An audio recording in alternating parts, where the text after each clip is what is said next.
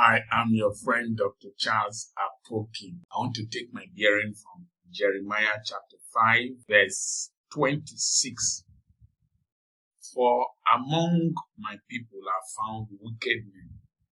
They lay wait, as he that setteth snares, they set a trap that catch men. Jeremiah was an anointed man from the womb, and he said that among his people there are wicked men who set traps to catch men. Now, one of the things my father told me and did to me was to make sure I went far from his people. So I didn't go to the University of Benin because it was too close to home. So I went to the University of Ibadan.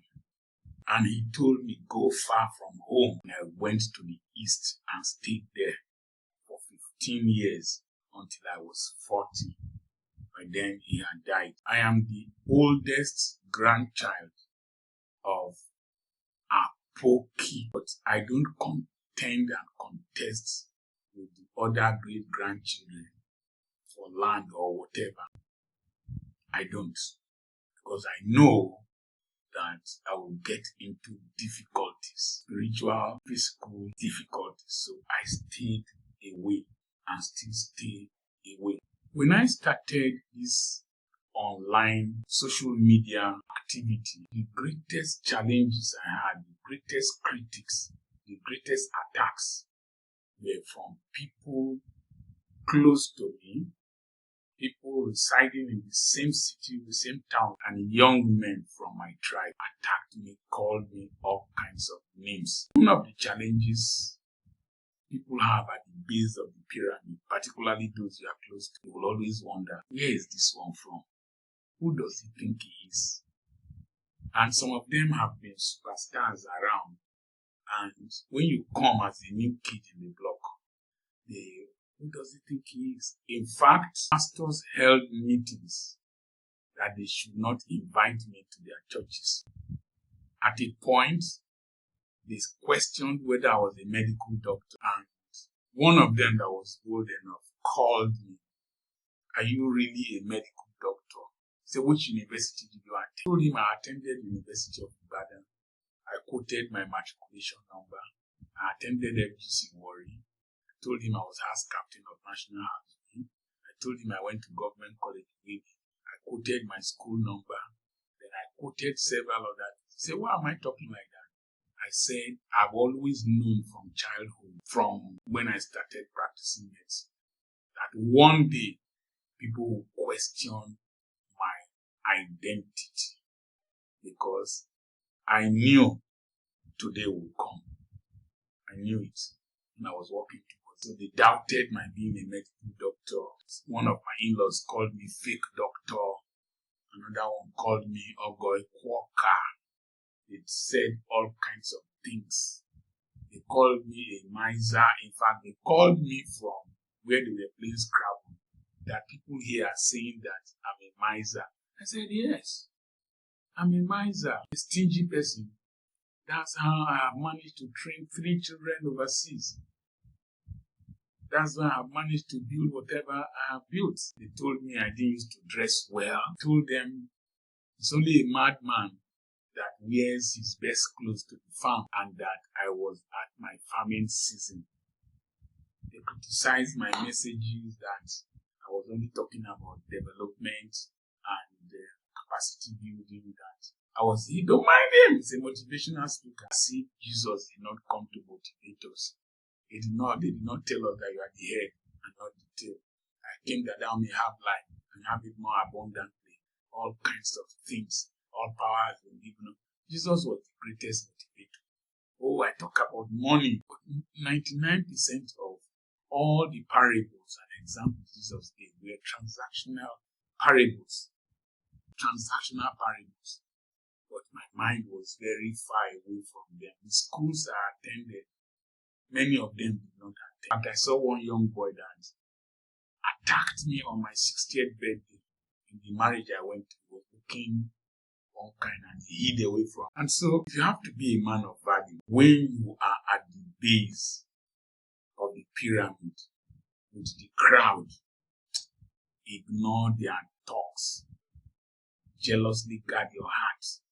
out of it spring the issues of life. People who don't have substance, they always discuss people who are creating events. They're always very jealous of those who are advancing. They don't want to be like you.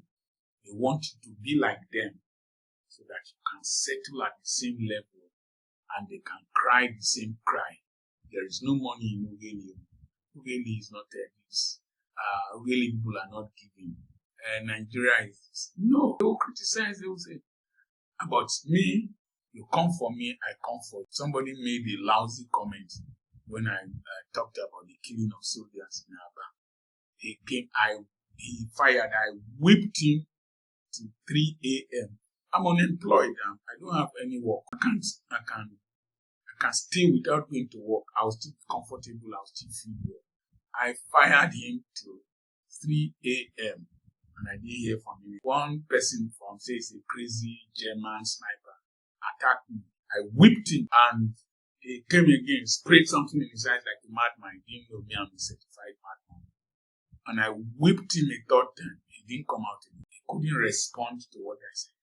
So at the base, you see people want to attack you. Even when you come up, they're looking for a way to pull you down, criticize you, antagonize you, and be angry with you. But you see, people who are at the base, who are close to you, who are critical of you, who want to constrict you, they are the ones that place the greatest demands on you. They expect so much from you.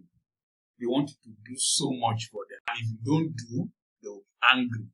But they don't contribute to your life. If you have any person that is close to you, that is contributing to your life, treasure that person. If you can't cross oceans for him, cross gutters for him. Such people are very, very rare. And I have one of them. I have some of them. One in particular. Your wife can be your antagonist. Your children might not have value for what you are doing. Concentrate. Press forward towards the mark of higher calling. You will see people who are far away from you, who might not know you directly. Some of them are your greatest admirers. Some of them are your greatest benefactors. Some of them are your greatest publicists. There's a young lady in Kano. She sends my videos to Tunde Ednut, private message. And Tunde Ednut has been a blessing to this channel. He has shared several of my videos from NSAS. I don't know him. I don't know his tribe. I've never spoken to him. He is far away. I don't know where he stays, but he has taken it upon himself to contribute to my growth and to my wealth. For those around me here, these are the ones that want to pull you down. So there's a young man, all the data, 2 young people, Mr. Abraham, the data that I use, he subscribes. He bought a router that I used to do conferences, brought a router for me. Much younger, he doesn't have as much as I would give to him, but he gives to me. He's not my brother, he's not related to me. My parasitic brothers, they are the ones who say rubbish about me.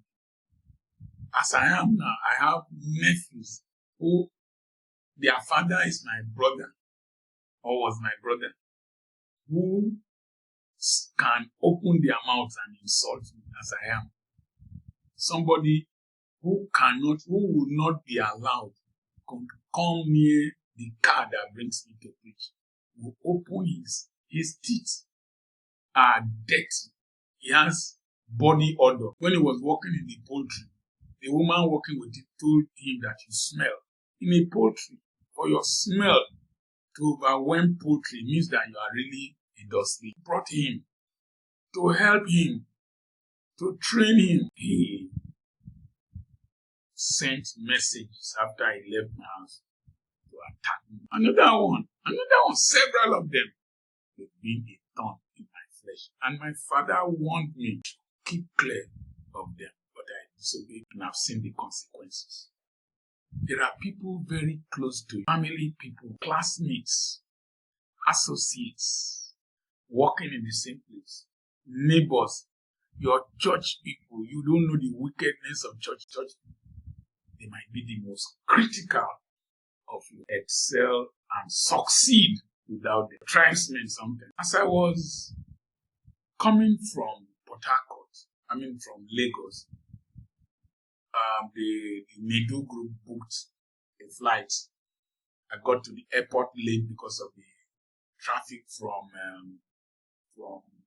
Lekki and some administrative shortcomings. When I got there, I had to reschedule my flights to Port Harcourt because I had another interview with a group from London and another one with a group from Kenya or Ghana. So as I was in the queue, a young man saw me, very fine young man. He said, "You are Dr. Charles Apoki." I said, "Yes, sir." My in-law will kill me if I don't take a picture with him. See me. Then I took a picture with him. He said the in-law is a Kenyan, and he sent the picture to the in-law before we took off. And I told him I want to go to Ogeli this night, and I will join you to the express. And we landed in the airport in Port Harcourt. It was dark already. And the in-law called in the taxi. He paid for the taxi. The in-law called when we were in the taxi. "Oh, Dr. Apoki, Kenyan, from the UK. Was so excited that I met her in-law. So excited about my videos and all that." And the young man said, "You can't go to Ugeli tonight. I will book a hotel for you." And he did book a hotel, paid for my meal that night. And I called Pastor Abraham and said, "Abraham, I'm here. We have an interview with the people from London by 11 a.m. and I need to leave Port Harcourt in time." He called one of the men that sends data 90% of the time for this broadcast. He is the MD of Cove Real Estate and Construction Company, Peter Odion. Please pray for him. And he said, "Our daddy is a national treasure. Nothing must happen to him. So tomorrow I'm sending a vehicle to pick him to take to the next morning." There was an SUV with security personnel and a driver that took me to Ugeli. I arrived on time and was able to do the interview with the people from London. Apart from the young man who met me in the airport, it's not all of them and all the other people are not my tribe's people. The young man has never met me before. Mother-in-law is a Kenyan.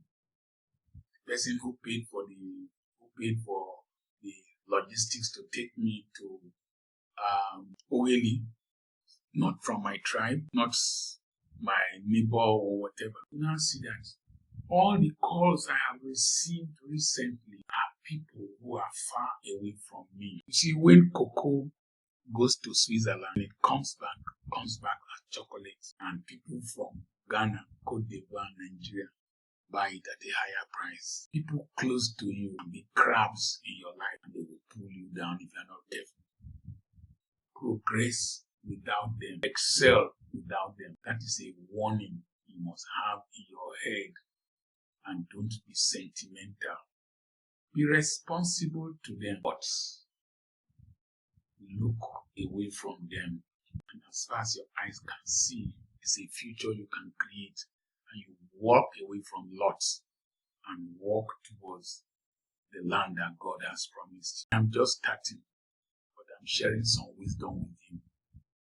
I remain your friend, Dr. Charles Apoki. People still spell my name wrongly. It's very funny. I am your friend, Dr. Charles Apoki.